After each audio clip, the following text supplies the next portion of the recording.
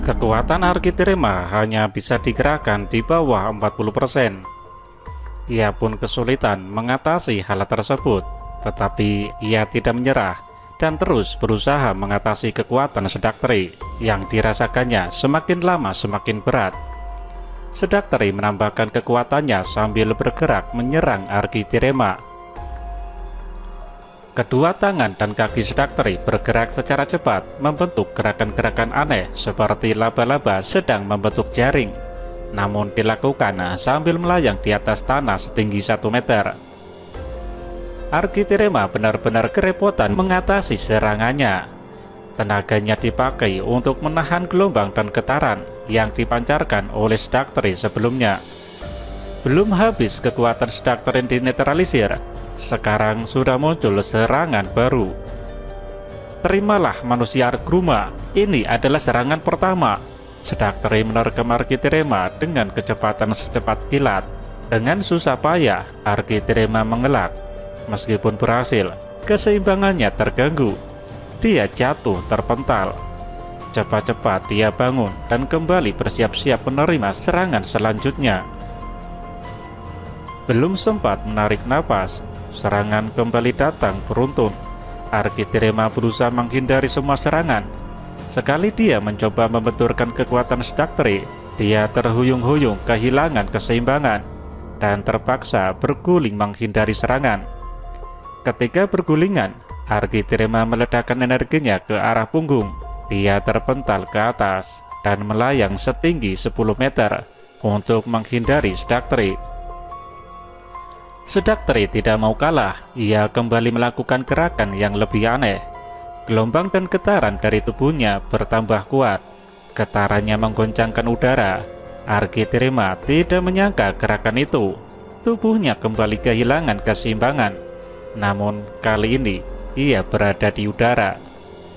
Seolah-olah ada kekuatan yang menarik tubuhnya secara paksa ke bawah, dan Sedakteri sudah menunggu di bawah dengan serangan yang benar-benar mematikan.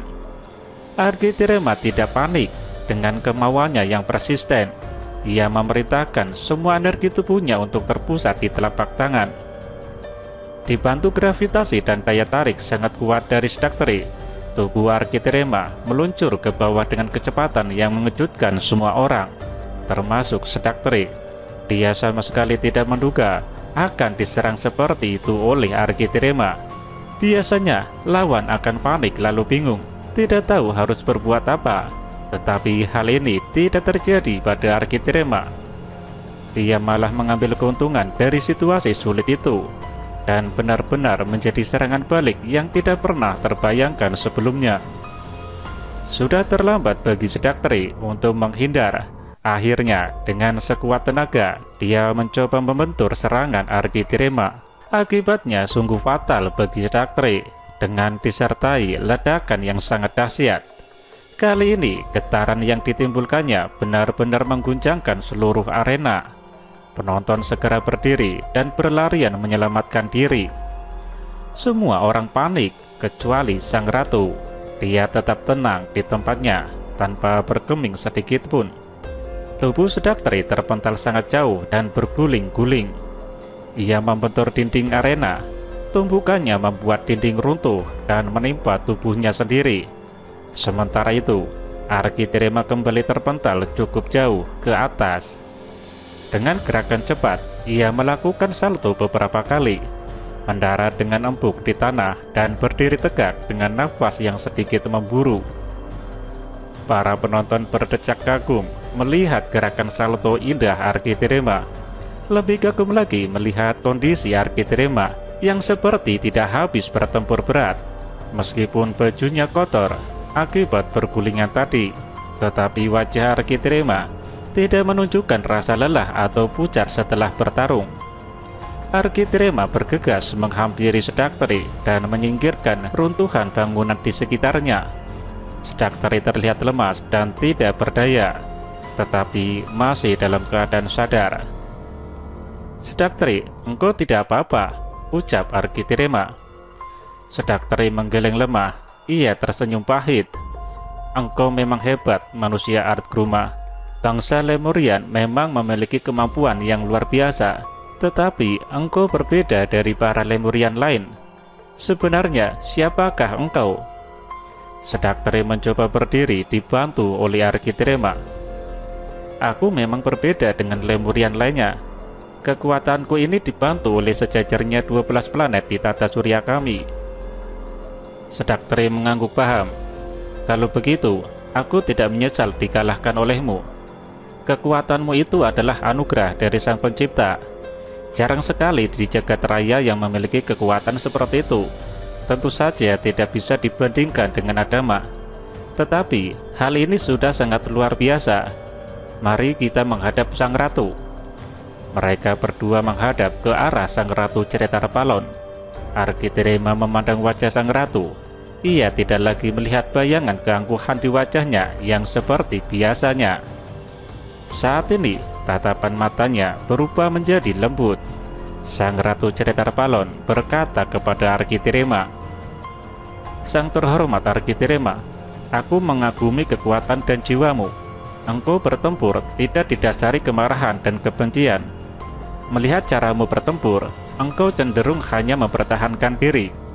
Seranganmu masih engkau batasi agar tidak mencelakakan lawan. Aku pun tahu bahwa kekuatanmu masih belum pulih seluruhnya. Tidak adil apabila aku membiarkanmu terus bertempur dengan kondisi seperti ini. Aku beri engkau kesempatan untuk memulihkan diri selama 1 hari. Besok, pertandingan ini akan kembali dilanjutkan. Keredat, engkau pulihkan Sang terhormat. Kuserahkan dia kepadamu." Sang Ratu Ceretar Palon langsung bergerak cepat, seolah menghilang, meninggalkan arena tanpa memberi kesempatan kepada Arkitirema untuk berbicara kepadanya. Keredat menghampiri Arkitirema lalu berkata, "Mari ikuti saya." Penonton kembali bubar dengan tertib dan tidak bersuara. Sambil berjalan santai, Arkitirema bertanya kepada Keredat, "Apakah pertandingan seperti ini tidak bisa dihentikan?" "Bisa," ujar Keredat.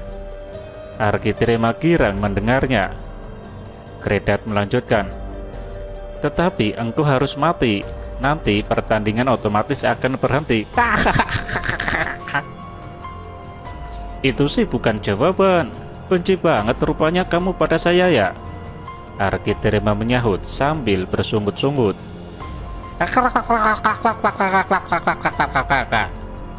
Bercanda. Keredat tertawa. "Sekarang waktunya kita kembali ke lorong. Aku hendak memberimu ramuan pemulih agar kekuatanmu kembali seperti sedia kala." "Mengapa engkau tidak berikan ramuan itu sejak awal kepadaku?" "Cerewet." Keredat melompat jauh menuju ke lorong dan segera disusul oleh kelompatan Arkitirema yang mengejar Keredat sambil geleng-geleng kepala. Mereka berada di lorong tempat pertama kali Arkitirema tiba di Undang Mungta. "Duduklah engkau di sana," ujar Keredat menunjuk sebuah kursi. Kursi itu terbentuk serba bulat dan melayang, tidak memiliki penyangga. Arkitirema menurut dan duduk di atas kursi.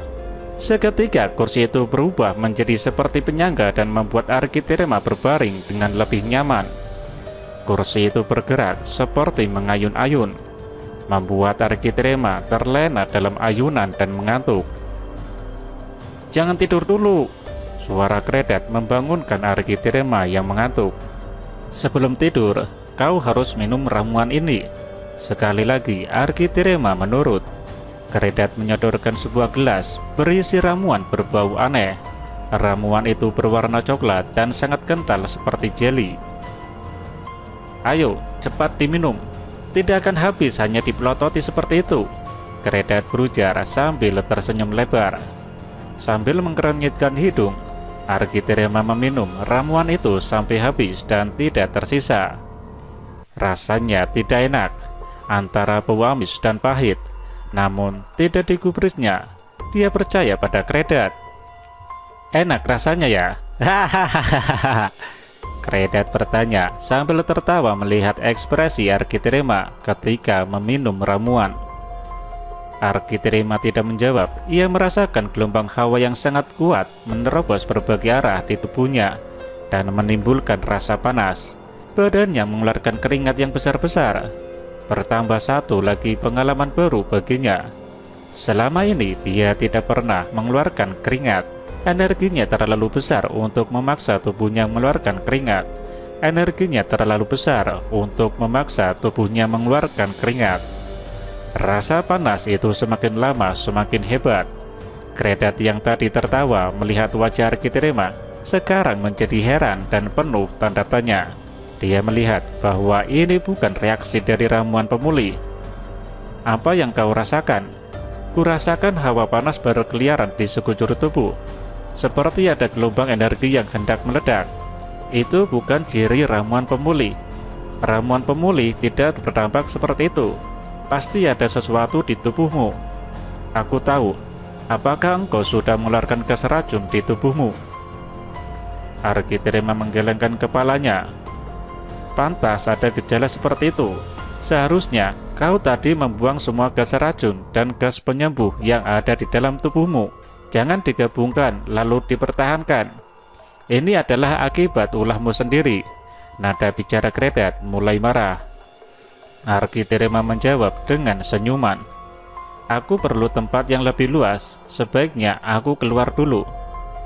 Dengan gerakan cepat dia segera keluar dari lorong dan mencari tempat yang lebih luas di luar.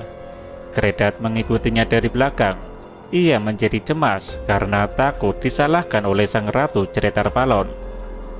Arkiterema tahu bahwa terjadi sesuatu yang salah di dalam dirinya.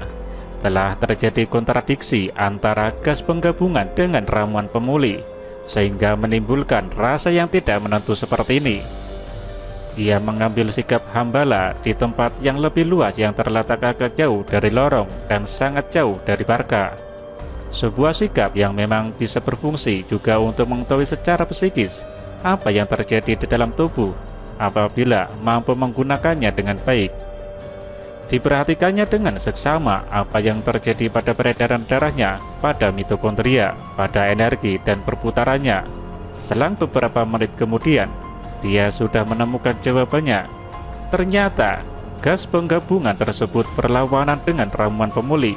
Gas itu mengacaukan semua arah energi di dalam tubuhnya. Energi menjadi bergerak tidak tentu. Energi menjadi bergerak tidak tentu arah dan mengacaukan sel-sel di tubuh. Akibatnya, kinerja mitokondria menjadi terganggu akselerasinya. Sedangkan mitokondria Arkiterema memiliki kecepatan akselerasi yang tidak lumrah untuk bangsa Lemurian maupun bangsa lainnya. Hal ini juga yang menolongnya untuk selamat dari gas beracun planet itu. Arkiterema menetralisirnya dengan cara yang ekstrim. Ia menabrakkan gas penggabungan, ramuan pemulih, dan energi yang ada di tubuhnya secara mendadak sekaligus. Jika gagal, maka akibatnya akan sangat fatal. Tubuhnya bisa hancur berkeping-keping